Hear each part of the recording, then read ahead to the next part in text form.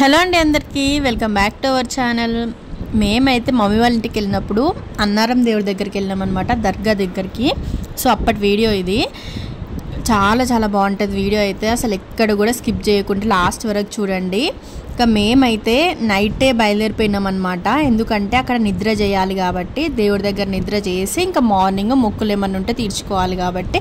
ఇది మమ్మీ మొక్కు అనమాట.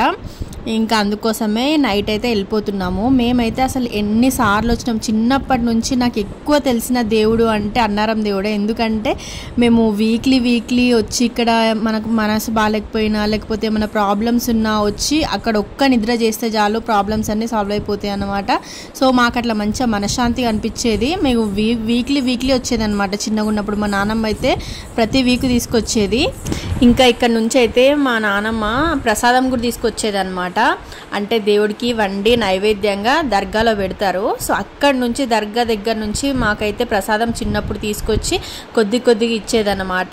ఇంకా అట్లా నేను కూడా పుట్టడం కూడా ఇక్కడికి వచ్చిన తర్వాతనే, ఈ దేవుడి వరంతో పుట్టినా అని చెప్పేసి అంటూ ఉంటుంది అనమాట మా మమ్మీ కానీ మా నాన్నమ్మ కానీ. సో మాకైతే చాలా మహిమగల దేవుడు. ఇంకా మేము ఎప్పుడు ఇక్కడికే వస్తూ ఉంటాం అన్నమాట.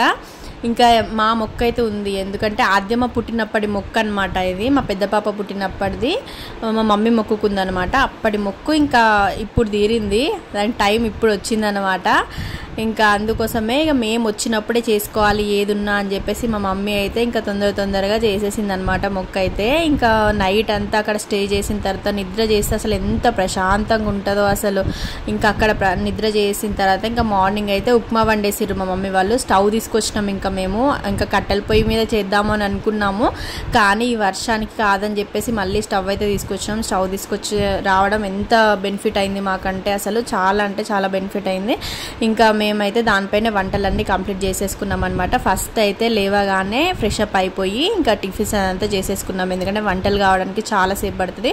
ఫస్ట్ వంటలు చేసిన తర్వాతనే దేవుడి దగ్గరికి నైవేద్యం అన్నది తీసుకెళ్ళాలి.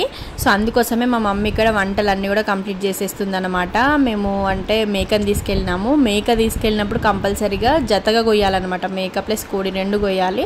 సో అందుకోసమే మేక ఇంకా మటన్ ఇంకా చికెన్ రెండు కూడా చేసేసారు అనమాట. ఫస్ట్ అయితే బగారా రైస్ అయితే చేసేస్తుంది, ఒక్కటే స్టవ్ పైన అన్ని వంటలన్నీ కంప్లీట్ చేసేసారు అనమాట. ఇంకొకటి ఏంటంటే దేవుడికి మలిద పెడతారనమాట. మలిద అంటే చాలా ఫేమస్, దేవుడికి చాలా ఇష్టం అని చెప్పేసి అంటూ ఉంటారనమాట.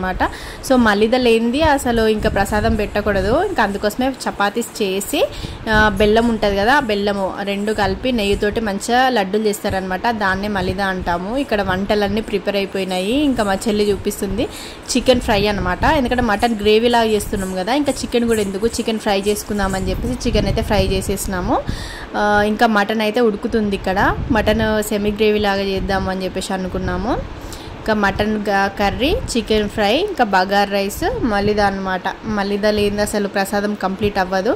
సో ఇంకా ఫస్టే మలిద అయితే చేసి పెట్టేసిర్రు. ఇంకా చపాతీస్ చేయాలి కాబట్టి, ఒకటే స్టవ్ పైన అన్ని వంటలు చేయాలి కాబట్టి ఒక్కొక్కటి అన్ని కంప్లీట్ చేసేసుకున్నాం అనమాట. కొంచెం లేటే అవుతుంది కాబట్టి మేము అందుకే మార్నింగ్ బ్రేక్ఫాస్ట్ కూడా దానిపైన చేసిర్రు. ఉప్మా, ఇంకా టీ చేయడం కానీ ఉప్మా కానీ ఇవన్నీ కూడా అదొక్కటే స్టవ్ పైన చేసేసిర్రు. ఇంకా మాకైతే ఆఫ్టర్నూన్ అయిపోయింది, వంటలన్నీ అయిపోయినాయి. ఇంకా దేవుడికి తీసుకొచ్చి ప్రసాదం పెట్టడమే ఉంది.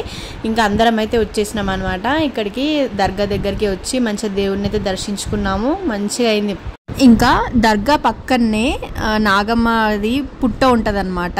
సో అక్కడ పాలు పోసి ఒక గుడ్డ అయితే వేయాలి. నేను చిన్నగా ఉన్నప్పటి నుంచి చూస్తున్నా, అట్లనే ఉందన్నమాట, కొంచెం కూడా చేంజ్ అవ్వకుండా.